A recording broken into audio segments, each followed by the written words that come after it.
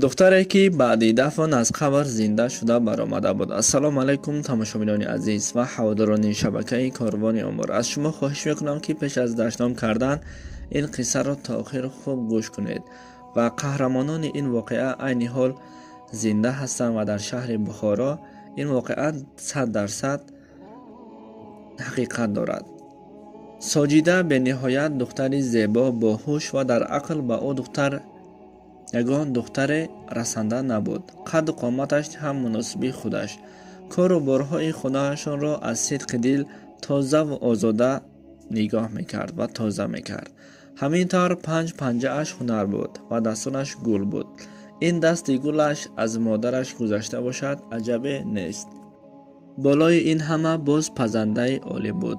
ба тӯю маъракаҳо шириниҳо ва салатҳоро барои модараш кӯмак мекард, зеро ки падари соҳиба вақте соҷида 5 сола буд, хоҳараш ки Дилдора ном дошт, ба афту ҳалокат дучор шуда вафот карда буд. апаи Дилбар бо 2 кӯдаки хурд шавҳарашро ба қабр гузошта зор зор мегирист ва фикр мекард ки оқибати ин ятимдухтарон чӣ мешуда бошад. ва ҳамин тавр онҳо ба воя расиданд. барои кӯдаконаш дар дасти падари дигар азоб накашиданаш шавҳар накард ва бо ранҷу азоб 2 духтарро ба воя расонд. апаи Дилбар ки дасташ пурҳунар буд, зиндагиашро пеш мебурд. вақте духтаронаш ба воя расиданд, дастгири дасти модар шуданд. соҷида бениҳоят духтари зебо буд ва ба ӯ писарони деҳа ошиқ буданд. аммо раиси маҳалла ки як писар дошт, ӯ ҳам соҷидаро дӯст медошт. вақте соҷида мактабро хатм намуда буд, дасти ӯро пурсида меомадагиҳо бениҳоят зиёд шуданд. аммо барои ҳолохур буданаш апаи Дилбар ҷавоби рад медод. ҳамин тавр дар байн мӯйсафедон ҳамроҳ шуданд ва апаи Дилбарро розӣ карданд то ин ки духтарашро ба писари раиси маҳалла диҳад. ҳамин тавр онҳо ҳамаро оғоз карданд, тӯйҳоро оварданд ва барои омодагӣ ба тӯй дидан ҳамаи корро карданд. сарвар ки соҷидаро бениҳоят зиёд дӯст медошт, барои ба тӯй 4 рӯз монданаш ӯро ба вохӯрӣ даъват кард. ҳамин тавр онҳо вохӯрданд. соҷида аз шарму бисёр ба замин нигоҳ карда менишаст, аммо сарвар бо ӯ суҳбат мекард. соҷида 100 бор гӯш мекарду 1 бор сухан мегуфт. сарвар ба соҷида ваъда дод ки то ӯро хушбахт мекунад ва ҳамин тавр онҳо вохӯрданд, суҳбат карданд ва ба хонаҳояшон баргаштанд. соҷида вақте ки ба хонаашон меояд, дугонаҳояш, духтарони ҳамдеҳаашон аз ӯ мепурсад ки вохӯрӣ чӣ хел гузашт. соҷида ба онҳо чизе нагуфт ва дар байн модари соҷида онҳоро фарёд кард. гуфт: биёед бар ман кӯмак кунед, ман худам тоқа наметавонам ки ба ҳама кор даст бизанам. духтарон ҳама дар гирду атрофи соҷида буданд, ҳама ба корҳои худашон банд шуданд. шаб шуд. соат тақрибан 10 буд ки ногаҳон светҳо мурданд ва ҳамон солҳо ҳам светҳо мебурд. соҷида ба куфтаҳо тугма мечаспонд. ногаҳон як тугмае ба гулӯяш рафт ва нафасгириаш танг шуду ба замин афтид ва баъди 2 дақиқа аз ҳуш рафт. ин ҳолро дугонаҳояш диданд, сахт фарёд карданд. модари соҷида низ апаи Дилбар омаданд, духтарашро диданду сахт гиристанд ва гуфт ки парвардигоро, манро дар ин рӯз шарманда накун ва духтарамро аз ман нагир.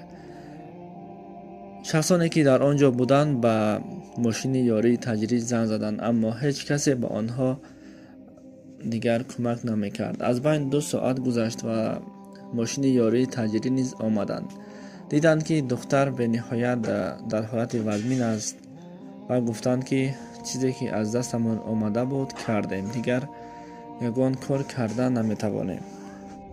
бандагӣ будааст, духтаратон аз дунё гузашт. модари соҷида низ зор зор мегирист ва мегуфт ки ин чӣ зулмест ки дар ҳаққи ман шуд. ва ҳамин тавр субҳ шуд, ҳама хешу таборон омаданд ва онҳо соҷидаро шустанд ва модари соҷида вақте ки با 3 زن ساجیده را میشست. پای برد که تنه ساجیده، بدن ساجیده گرم بود، اما با خود گفت آخر مردگان باید سرد شوند، چرا این گرم است؟ و یک محبت و یک امید در دلش بود. همین طور او را جنازه کردند، به قبر گذاشتند و همه به خانه هایشان رفتند. خویش و تباران اپا دلبر با او ماندند و ساعت تقریبا 1 شب بود که ناگهان زنگی در شد. تقای ساجیده وقتی اکای نعیم در را میگشاید میبیند که پاسبان قبرستان در آنجا میایستاد و گفت که شما جیانتان را زنده گور کردید، عین حال جیانتان در خانه من است. اکای نعیم باور نکرد و با همراه پاسبان رفته با چشم سر بینند که ساجیده زنده است و از این حال به نهایت خرسند شد و ساجیده را با همراه پاسبان گرفت و به خانه‌اش آمده و اپا دلبر واقعه را خوب فهماندند. اپا دلبر وقتی دخترش را زنده دید از خرسندی میگریست و کسانی که در آنجا بودند آنها هم همراه آنها میگریستند. و صبح شد. همین طور همه دهه آدمان دهه آمدند و شادی و خرسندی کردند. چیزی که پسی سر شده بود آنها را فراموش کردند و میسفیدان دهه از ساجیده پرسیدند که چی واقعه شد. ساجیده گفت وقتی سوید که مرد من به لباسا کرته میچسباندم، ناگهان یک تگمه بر گلویم رفت و نفسگیریم تنگ شد و از هوش رفتم. و همین طور وقتی که به هوش آمدم دیدم که در یک جای به نهایت تاریک هستم. صدایم را بلند کردم و کوشش کردم بعد پاسبان قبرستان را باز کرد و من از اونجا صحت و سلامت برآمدم. خب دوستان عزیز، چنین واقعه ها به نهایت زیاد می شود در بین ما و شما و حالت های شده است که من به نهایت کتاب ها را می خوانم. وقتی چنین قصه ها را می خوانم به نهایت یک علم آور است و دهشتناک است. چنین واقعه ها در سالهای پیش شده است و عین حال هم شده است. واقعه در شهر بخارایی که همه ما و شما میدانیم و میشناسیم در همون جاها شده است. خب خدا نگهبان.